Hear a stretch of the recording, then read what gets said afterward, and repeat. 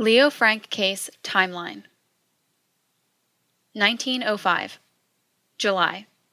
The Niagara Movement is founded by 29 black men to set up an organization that has as one of its goals the independent economic development of black people. Lynchings 62, executions 156. 1906. September. A deadly race riot occurs in Atlanta when whites massacre as many as 50 innocent blacks and probably many more. Leo M. Frank graduates from Cornell University with a degree in mechanical engineering. Lynchings 65, executions 128. 1908. August 14th and 15th. Springfield, Illinois, race riot by white unionists targeting black workers. August. Leo M. Frank moves to Atlanta to supervise factory operations at the National Pencil Company, becoming its superintendent. Lynchings 97, executions 115. 1909. February. The NAACP, the direct descendant of the Niagara Movement, is formed. Lynchings 82, executions 139. 1911. October. The National Urban League is organized to help blacks secure equal employment. Lynchings 60, executions 106. 1912. April 14th through the 15th. The Titanic sinks.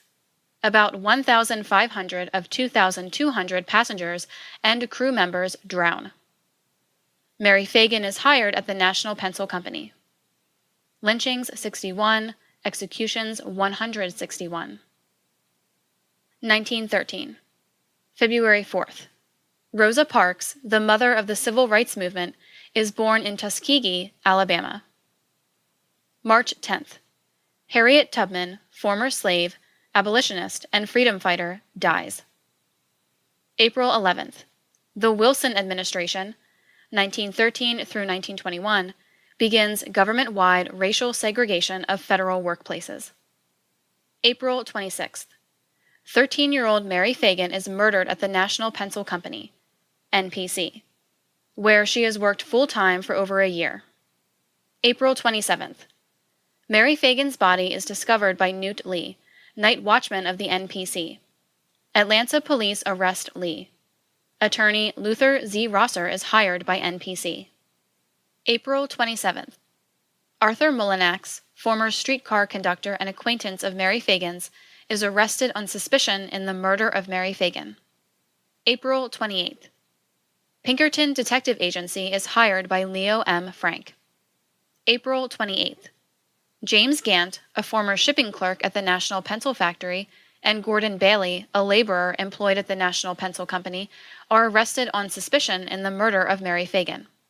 The Atlanta Constitution offers a reward of $1,000. Police disperse a white mob threatening to lynch Newt Lee. April 29th. Leo M. Frank, superintendent of the National Pencil Company, is taken into police custody and identified as a suspect in Mary Phagan's murder. April 29th. Mary Phagan is buried. Frank is asked by police and his own detective to privately interrogate Newt Lee. A bloody shirt had been found in Lee's home. April 30th. Coroner's inquest begins. May 1st. Arthur Mullinax and James Gant are released. Newt Lee and Leo Frank are still being held. James Jim Conley, a sweeper at the factory, is arrested. May 5th. Paul Bowen is arrested in Houston, Texas on suspicion of Mary Phagan's murder. May 6th. A grand jury is formed to review evidence in the case. May 7th. Police report that someone is planting false evidence and trying to block their investigation. May 8th. The investigation by the coroner is completed and Newt Lee and Leo Frank are ordered held on the charge of murder of Mary Phagan. May 9th. 14-year-old NPC employee Montine Stover comes forward with information that undermines Frank's alibi. May 16th. Attorney Thomas Felder enters the case, operating covertly on Frank's behalf to bring in the Burns Agency detectives. May 18th. James Conley, a sweeper at the NPC factory, who had been arrested on May 1st, begins to reveal his role helping his boss, Leo Frank, move and conceal the body of Mary Phagan. May 19th. C.W. Toby, an investigator from the William J. Burns Detective Agency, arrives in Atlanta to assist in the investigation of Mary Phagan's murder. May 22nd. Attorney Thomas Felder was caught in secret recordings offering a $1,000 bribe to police officials to obtain documents needed by the Leo Frank defense team. May 23rd. The Phagan Grand Jury convenes. May 24th. The Fulton County Grand Jury indicts Leo M. Frank for the murder of Mary Phagan and holds Newt Lee as a material witness. May 27th. A detective from the Burns Agency withdraws from the case and publicly states his finding that Leo Frank was the murderer of Mary Phagan. May 30th. James Conley reenacts his role at the factory on the day of the murder for police and reporters, who are impressed that he is telling the truth. June 3rd. Manola McKnight, the black cook for Leo Frank's family, signs an affidavit saying that she had overheard Frank's wife and her mother discussing Frank's confession to the murder of Mary Phagan. June 21st. Prominent Atlanta attorney Reuben Arnold announces that he has joined Leo Frank's defense team, declaring, quote, "I do not believe that any white man committed this crime." End quote. June 28th. John M. Slayton is inaugurated as governor of Georgia. Summer of 1913. Henry Ford introduces the assembly line, producing 1,000 Model Ts daily. Ford also establishes a, then unprecedented, wage of $5 a day workday. July 21st. The Grand Jury of Fulton County decides not to bring an indictment against James Conley. July 28th. Trial of Leo Frank begins. August 4th. James Conley begins to testify over 3 days, for about 16 hours. August 7th. C.B. Dalton, a railroad carpenter, verifies Conley's story that Dalton and Frank had engaged in immoral sexual behavior with women at the National Pencil Factory while Conley watched out on their behalf. August 12th. 13-year-old office boy Alonzo Mann testifies under oath that he was at the factory and knows nothing of the murder. August 13th. Mrs. Ray Frank, Leo Frank's mother, leapt to her feet and shouted an anti-Christian epithet at the prosecutor, and was removed from the courtroom. Her outburst enters religion into the trial for the first time. August 18th. Leo Frank takes the witness stand and gives an unsworn statement for 4 hours, but will not allow himself to be cross-examined. August 25th. Leo Frank is found guilty of the murder of Mary Phagan. August 26th. Judge Leonard S. Roan sentenced Leo Frank to hang for the murder of Mary Phagan. The execution date is set for October 10th. October 1st. Leo Frank's lawyers file an amended motion for a new trial. October 22nd. The hearing on the motion for a new trial convenes. Leo Frank's lawyers attempt to get him a new trial. October 31st. Judge L.S. Roan denies Leo Frank's motion for a new trial. Frank's lawyers subsequently appeal and file a bill of exceptions that carries the case to the Supreme Court of Georgia. November 8th. The American Jewish Committee's Executive Committee, including scholar Cyrus Adler, attorney Lewis Marshall, businessman Cyrus Sulzberger, Judge Julian Mack, and banker Jacob Schiff, meets to discuss the case of Leo M. Frank. December 23rd. The Federal Reserve System of private banks is established, providing central private control over the nation's currency and credit. The 50th anniversary of the Emancipation Proclamation is celebrated throughout the year. Lynchings 51, executions 133. 1914. January 7th. Frank's lawyers submit a legal filing rebutting the state's case against their client, and the Georgia Supreme Court postpones any ruling for a month. February 17th.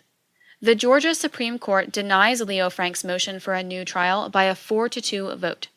The guilty verdict in the trial of Leo Frank is affirmed by the Georgia Supreme Court, and the case is returned to the jurisdiction of the state's lower court, the Fulton County Superior Court, to set a new execution date. February 18th. Adolph Ochs, Jewish owner of the New York Times, begins his campaign to exonerate Leo Frank. February 24th. James Conley is found guilty of being an accessory after the fact of the murder of Mary Phagan. He is sentenced by Judge Benjamin H. Hill of the Fulton County Superior Court to a year on a chain gang for being an accessory after the fact in Mary Phagan's murder. Leo Frank's defense attorneys file a motion for a rehearing of his case before the Supreme Court of Georgia. February 25th. The Supreme Court of Georgia unanimously refuses the motion for a rehearing of the appeal of Leo M. Frank for a new trial. March 7th. Judge Benjamin H. Hill of the Fulton County Superior Court resentences Leo M. Frank to death by hanging, with the execution date set for Friday, April 17, 1914, Leo M. Frank's 30th birthday. March 19th. Attorney Thomas E. Watson publishes his first commentary on the case 7 months after the conviction of Leo Frank. April 12th. A reward of $1,000 is offered by Detective William J. Burns, quote, for satisfactory information in connection with reports that Leo Frank is a pervert or is immoral. End quote. April 16th. Leo Frank's attorneys again move for a new trial. The execution, set for the next day, is postponed. The formal filing of the extraordinary motion for a new trial led to the setting of an April 23rd court date, which automatically triggered a stay of execution. Fulton Bag and Cotton Mill, Atlanta's largest employer, engages in worker exploitation as a matter of policy, provoking a bitter strike that exposed the rapacious underbelly of post-Civil War industrialization. May 6th.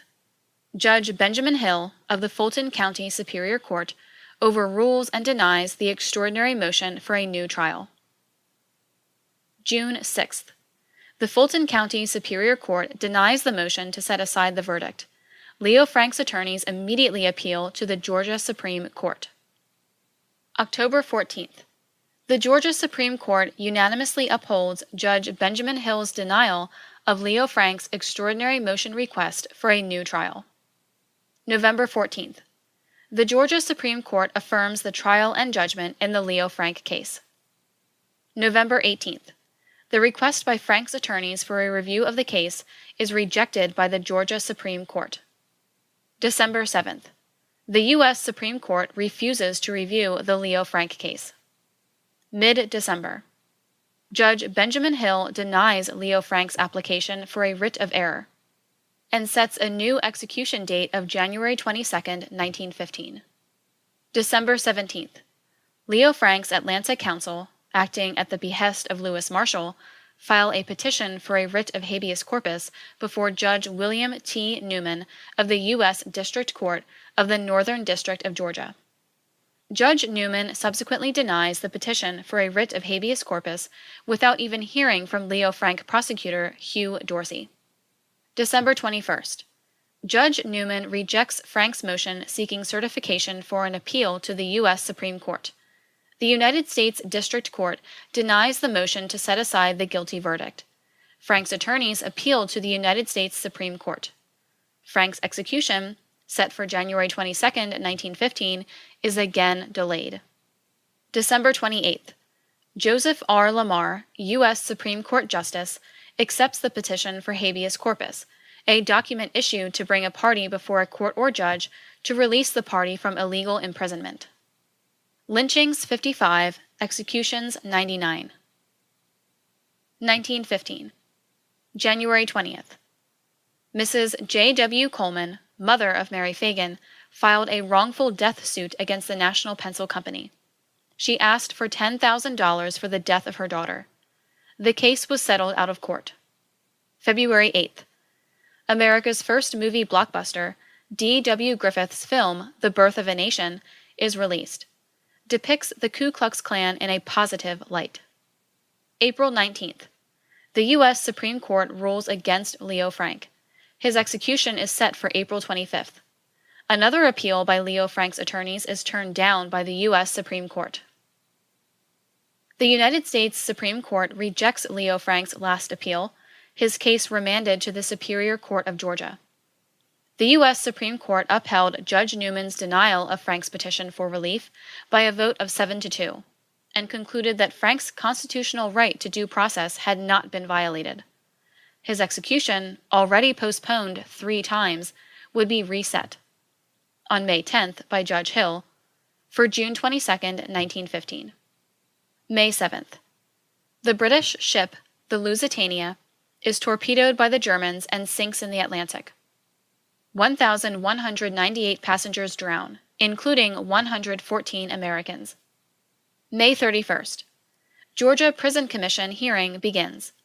Leo Frank's attorneys had previously filed an appeal for clemency with the State Prison Commission, hoping to have his death sentence commuted. June 9th.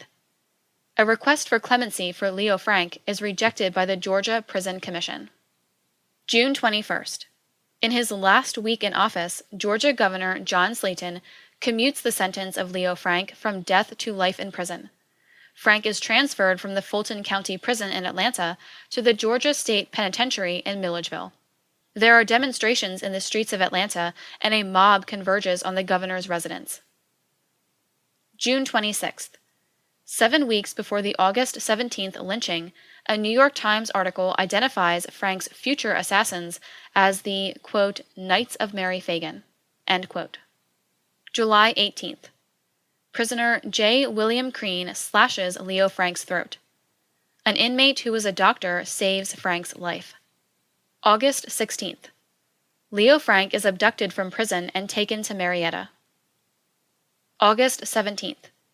The previous evening, vigilantes had converged on Milledgeville State Prison Farm, Georgia's state penitentiary.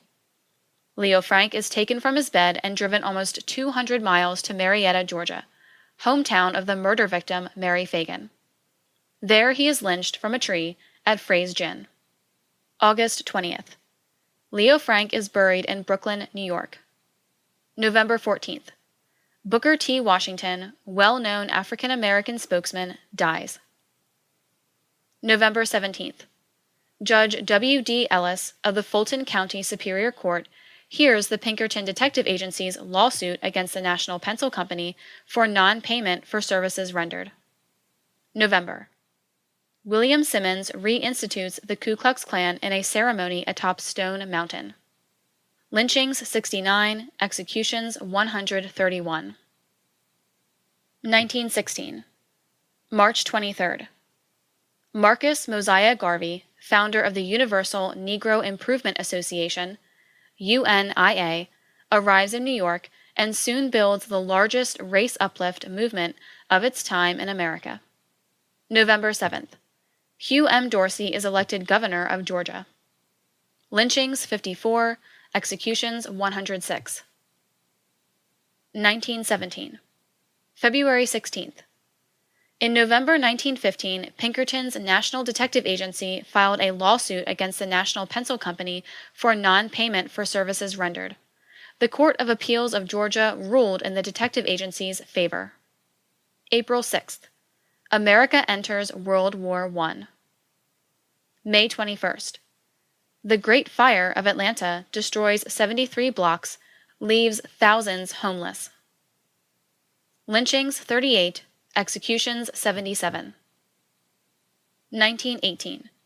Hugh Dorsey is re-elected governor of Georgia. November 11th. End of World War I. Lynchings 64, executions 89. 1920. Tom Watson is elected senator from Georgia. Lynchings 61, executions 102. 1921. William J. Burns is appointed director of the Bureau of Investigation. 3 years later, he is forced to resign because of his role in the Teapot Dome scandal. Lynchings 64, executions 140. 1957. April 23rd. Lucille Frank, Leo Frank's widow, dies in Atlanta. Lynchings 1, executions 69. 1962. Exact date unknown. The state's star witness, James Conley, dies, it is presumed. Leo Frank trial record is lost or stolen. Executions 47. 1982. March 4th. Alonzo Mann, in failing health, signs an affidavit in which he claims that as a National Pencil Company office boy, he witnessed James Conley carrying the body of Mary Phagan on the day of the murder. Executions 2. 1983. January 4th.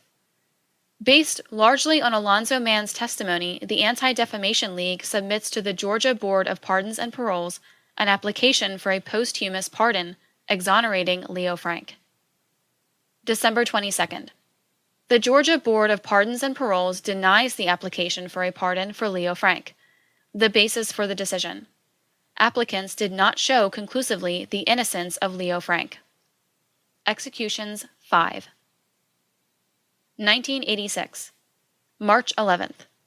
The Georgia Board of Pardons and Paroles issues a posthumous pardon to Leo Frank on the basis of the state's failure to protect him while in custody, but does not officially absolve him of the crime of murdering Mary Phagan. Executions 18. 2016. April 26th. The Nation of Islam releases The Secret Relationship Between Blacks and Jews, Volume 3, The Leo Frank Case, The Lynching of a Guilty Man. Lynchings and executions, including police brutality, continue. The Secret Relationship Between Blacks and Jews, Volume 3, The Leo Frank Case, The Lynching of a Guilty Man. Prepared by the Historical Research Department of the Nation of Islam, Chicago, Illinois. Copyright 2016 by Latimer Associates. All rights reserved. Published in audiobook form by the American Mercury with permission of the Historical Research Department of the Nation of Islam.